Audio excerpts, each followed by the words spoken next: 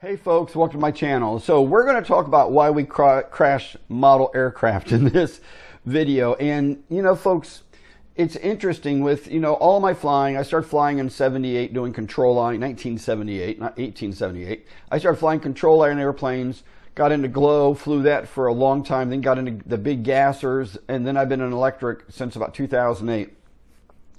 And one of the themes that kind of pops up on both my YouTube and my Facebook is why we crash.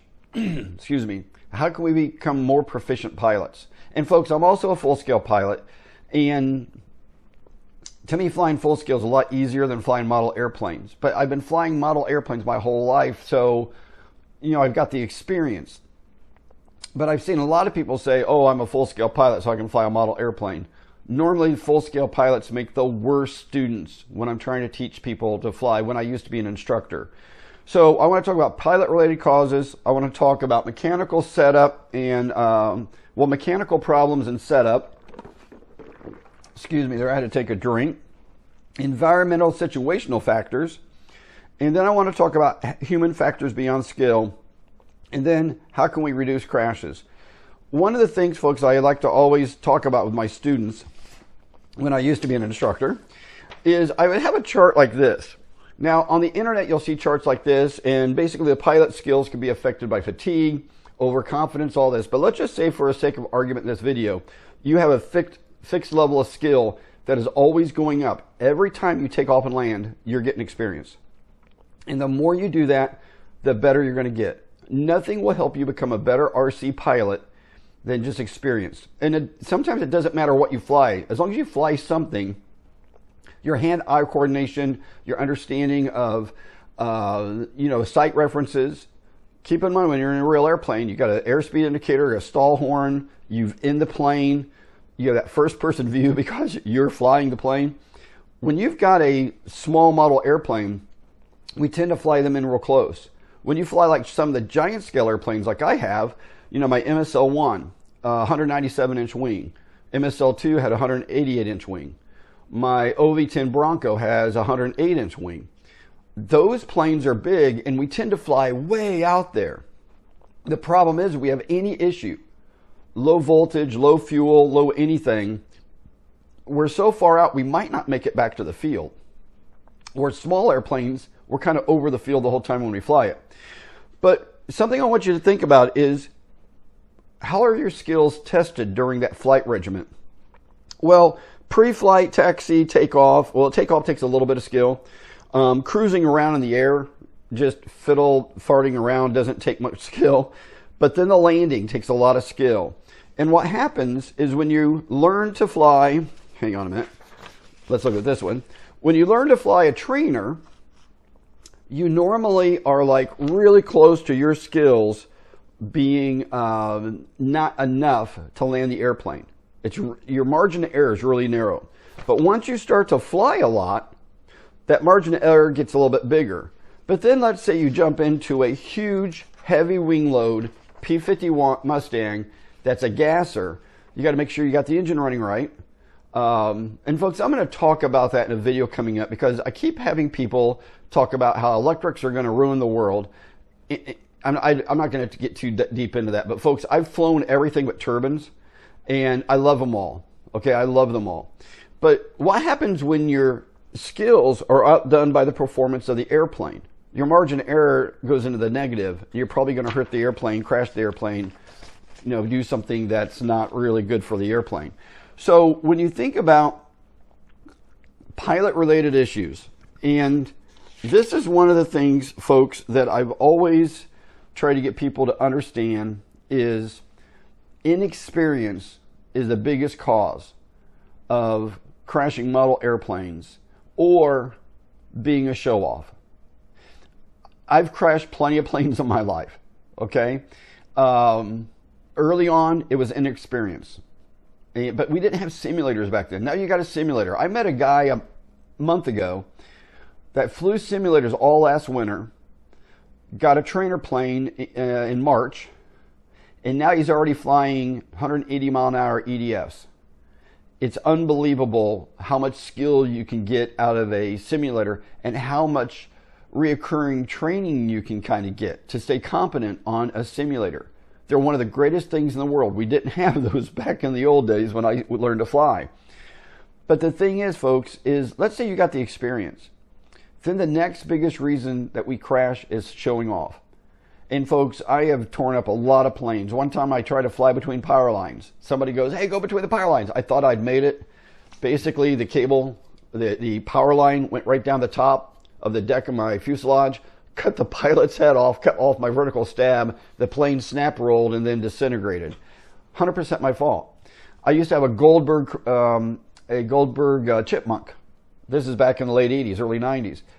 I could fly that airplane upside down and drag the tail in the grass. Now, this is before 3D and all that junk. And we would set up soda cans on the runway and try to knock them over, going inverted. Well, a couple of times I crashed my Chipmunk getting too low. So another thing, folks, is also when you're inexperienced is your orientation. Flying away from you left and right is pretty easy. Flying toward you, people can get confused. That's the reason simulators are so good. When I used to be an instructor, I would say, do you have an RC car? And they're like, yeah. And I go, get really good at that RC car. Left and right, coming toward you, going away, all that. Because your body starts to not think about what you're doing. It just does it. And that's what you got to do with the model airplane when you're flying in the air. Next, I want to talk about the mechanical setup and setup issues, or mechanical failures and setup issues. Folks, I don't judge anybody because I haven't walked in your shoes. But when you start flying the big airplanes like I do, you can have $2,000 to $5,000 in them. That's an investment. And I meticulously pre-flight my airplane every time I go to take off. Not when I get to the field, but every time I go to take off. I'll walk around and jiggle the ailerons, jiggle the flaps, jiggle the elevator. I'll move the nose gear a little bit. I'll really do all of that before I even put my batteries in and power it up. The reason I do that is when you land, model airplanes see a huge shock load most of the time on the airplane. Now, if you're a really good pilot and you're going to grease it in every time, you have nothing to worry about. But folks, the bottom line is that when you come in fast or hot, and then you bounce it, and then you stop it, you could be loosening the control horns, you could be popping linkages loose, your battery could flop around inside the airplane. I saw a kid one time with an airplane. He went flying down the runway, inverted really, really fast, and he pulled a high G, almost like an outside loop, and wham, there went something flying out of the airplane. And I'm like, what the hell was that? The airplane goes up, stalls, falls, crash. It was his battery. He only had Velcro holding the battery down. He didn't have a strap. And when he did that negative, it shot the battery right off the top of the airplane, taking off the whole canopy with it. And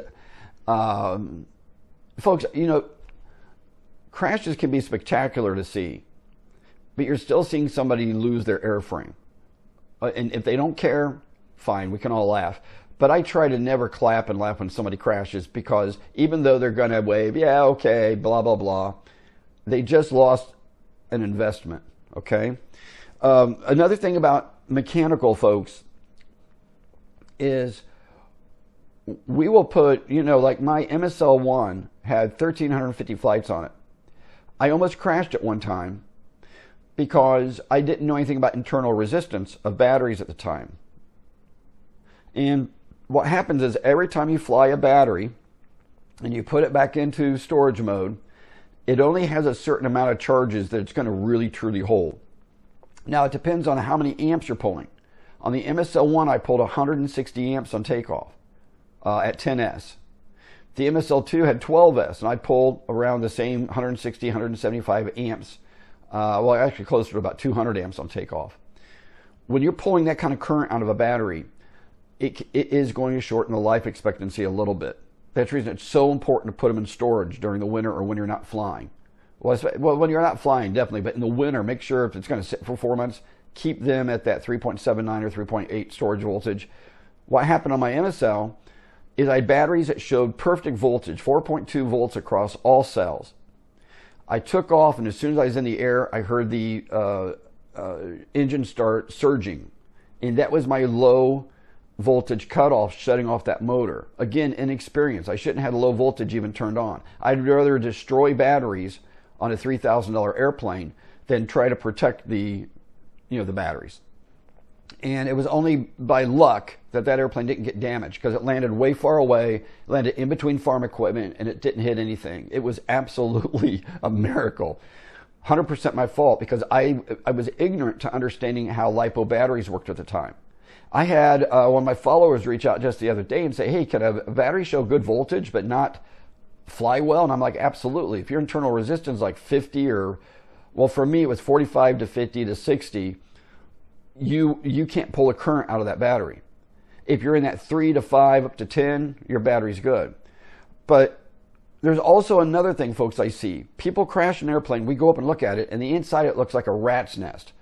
They just shoved all the wires, all the connectors, they're pinching them together. Folks, it's so easy to pull a connector apart, or have a connector almost ready to come apart, and you do some kind of trick like a Lumshavak or a Harrier or something, a snap roll, and all of a sudden your connector comes undone. You can also have mechanical failure. When I was at a fly-in this year, I saw a guy with a beautiful electric 3D plane.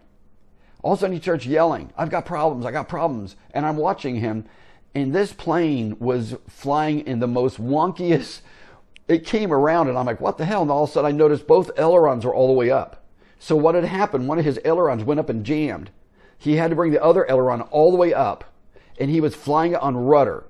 And he came around and he ground looped it, but didn't hurt the airplane. Number one, a fantastic pilot.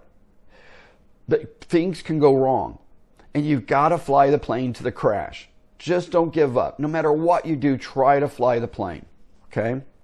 Another thing about setup is center of gravity. And folks, I've gotten into some pretty heated debates about this, to the point that maybe I'm not being fair sometimes, because I like to post everything I do on my YouTube or on my Facebook. And when I was doing the CG on my big Bronco, and if I can find the picture, I'll put it up over here, but I had it absolutely perfect.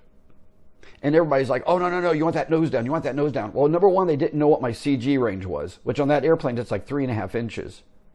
And I was just a little bit forward of the CG range. Folks, I have flown enough that nose-heavy airplanes can fly bad. Tail-heavy airplanes don't fly very far at all. You want to find this sweet spot for your CG. Nose-heavy airplanes, if it's a tail dragger like this, you may end up on your back breaking your vertical stabilizer. If it's a tricycle landing gear airplane, you can sometimes run out of elevator when you're doing your final flare and you're like, whoa, I landed pretty hard. Well, it's because you were getting slow and you ran out of elevator authority because you were so nose heavy.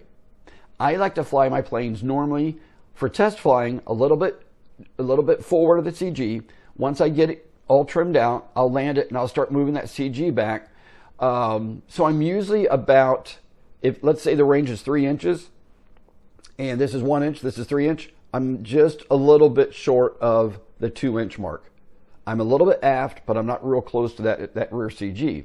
The reason I love that is I can flare my airplane, I can land on the main gear and roll with the nose in the air. If it's a tail dragger, I know I'm not going to be flipping it over every time I land in grass. CG is really, really important, okay? I don't know how to stress that enough, folks, how important the center of gravity is. And I'm going through my notes here. So, environmental and situational factors.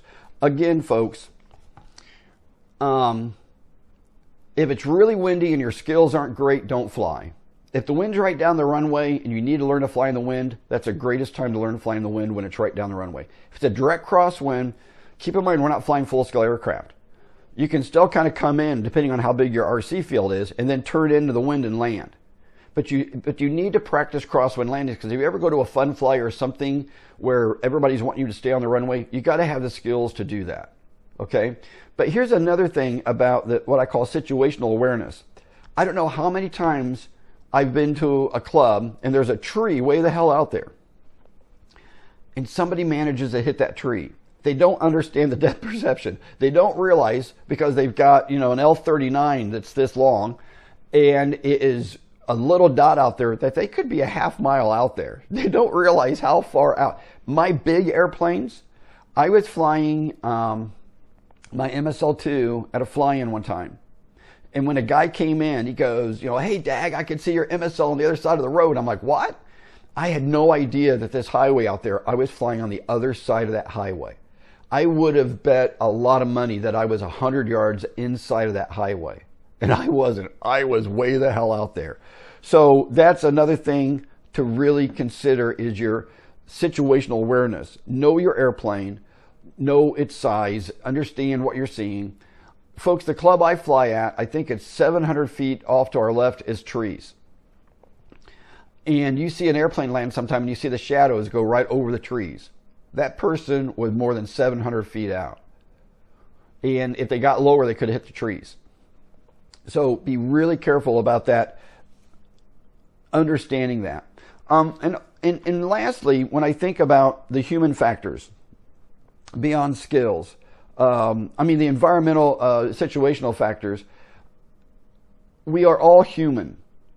There'll be times we don't fly for 2 weeks. We go out and there is wind, there is rain. I've flown in the rain before, believe it or not. We need to understand if we take that risk, we could crash the airplane and we can't blame the plane.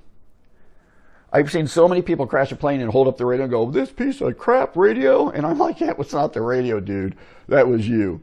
Okay, human factors beyond skill.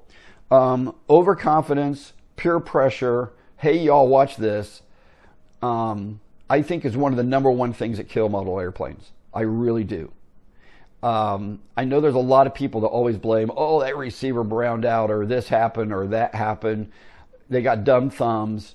Folks, I have around 5,000 flights on electric airplanes. The reason I know that is on all my big ones, I actually have an aircraft logbook, and I know I'm a nerd. I track every flight. In those 5,000 flights, folks, I've had 4 crashes. One was an ESC fire, and if you look at the comments below, you'll see my whole flight investigation report into why that airplane crashed. Basically, an ESC caught on fire, and it melted the wire that went back to my receiver and grounded out the signal, ground, and hot wire, killing my receiver. Okay, I still blame that on myself for not isolating. The ESC did not have a BEC, so it didn't need to have the red wire. It came from the manufacturer of the red wire, but I should have been smart enough to know with that kind of a 300 amp speed controller. I mean, folks, that's Dirk Diggler type power, okay? I needed to make sure that I had that isolated, and I didn't. So I still blame that on myself. I've crashed an airplane, an electric airplane, basically showing off how low I could go. Okay, at full throttle, I hit the grass, came up, had damaged the gear. I still landed the airplane, but I really majorly messed up that airplane. I've had a Flex 170, Flex Innovations 170, that we launched missiles from, which I found out the FAA and AMA doesn't like you launching missiles or rockets from model airplanes. But we dropped skydivers from it, we dropped drones from it, and then let the drone take off. I have cartwheeled, I've ground looped, I have completely trashed that airplane, but I put it back together and keep flying it. And there's a third, and I can't remember what my third crash is. So how do we reduce crashes? Practice on a flight simulator, always pre-flight your airplane. Flight trainers first before you grab a giant scale warbird. Wait for weather that suits your skills, okay? And most importantly, know your limits. And folks, one other thing I want to share is I've seen so many people fly formation and hit each other, and one of the two planes crash or both planes crash. You need to be standing side by side, and you need to be talking exactly what you're doing. I have a ton of video footage of my MSL2 from one of the greatest drone videographers I know, a guy named Eamon Kelly. And he will fly his drone up, and he's actually touched my airplane, I think, twice now, when we're doing the drone to me flying formation video stuff, okay? And folks, it's absolutely breathtaking and cool. But you've got to coordinate it. But he is first person. He's got the FPV goggles. He can see my airplane. When you're flying formation with another airplane, there is almost no way you know which one's on the outside or the inside of the turn until you're coming at yourself. When you're in the downwind and you're turning that base and you're trying to fly formation, you better make sure that you both coordinate this. One's always going to be a little bit higher. So who's going to be the high plane? Who's going to be the low plane? Okay? Or who? I don't like to say the outside plane because, folks, when you're making that turn, from downwind to base, you can't tell who's on the outside or inside. I always hear people say, oh, I'll be the outside plane. My personal experience, that's not the best way to fly formation. One needs to be just a little bit higher than the other one, and you always see it visually like that. But even when you're turning like this toward you right here, it's really hard to tell really the orientation. So, but that's it, folks. I didn't want this to be a big elaborate video. I just wanted to talk about why we crash. And please, below in the comments, if there's a lot of other things you missed on this, please add it in the comments, because I'd really love to get your feedback. It may go in a future video. I just have an absolute passion for anything aviation, folks. And when I was an instructor, I was very methodical on how I got a student to fly. This is before simulators, okay? And actually, we didn't even have buddy boxes. We handed the radio back and forth. But what I would always do is get the person taxiing figure eights on the ground, understanding the left and right and all that junk. Then I would take off the airplane, have them literally stand in front of me. Okay, I'd be flying the airplane, have them come up between my arms, and I would then let go of the sticks, have them put their thumbs on the sticks, and I would put my thumbs on top of their thumbs, and I would fly the airplane. 2 or 3 flights. And then I would let them start just doing, orbits. And then I would get them to do the orbit the opposite direction. Then we'd do figure eights. But folks, all of that you can do on a simulator today. There's really no need for that except on your first 2 or 3 flights. And that could be a buddy box. But if you have a passion for aviation like I do and you want to fly model airplanes, it's the greatest experience in the world.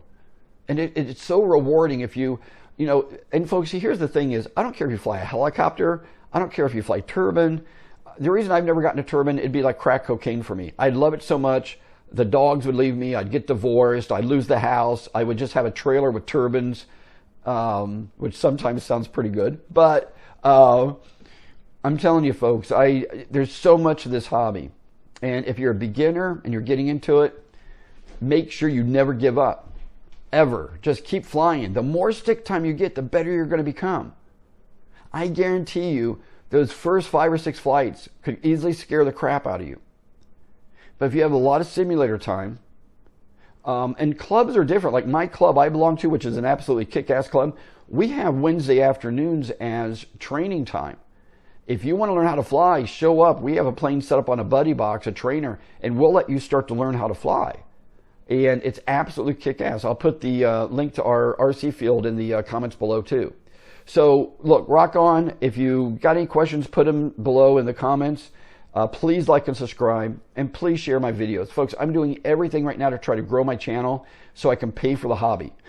Okay? If I can break even for the money I make on my YouTube to pay for my hobby, then I think I've won. And that's my goal right now. Now, if it explodes, my hobby will just get bigger. So look, rock on. Thanks for watching, folks. Have a fabulous day and take care of yourselves. Bye-bye.